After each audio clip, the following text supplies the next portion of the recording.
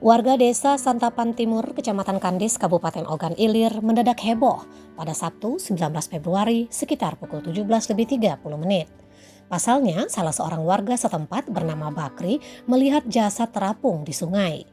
Awalnya Bakri mengira benda terapung tersebut adalah pohon.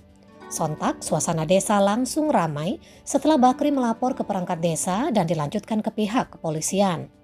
Kapolres Ogan Ilir AKP Yusantio Sandi melalui Kapolsek Rantau Alai AKP Sondi Fraguna mengatakan pihaknya langsung mengevakuasi jasad tersebut ke RSUD Tanjung Senai untuk dilakukan identifikasi.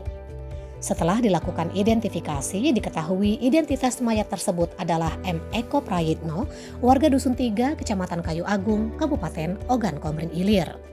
Ketika ditemukan warga, korban mengalami luka robek pada bagian dahi yang diperkirakan panjang 5 cm dan lebar 0,5 cm. Kapolres menegaskan pihaknya masih menyelidiki motif di balik kematian korban. Isro Antoni melaporkan dari Ogan Ilir.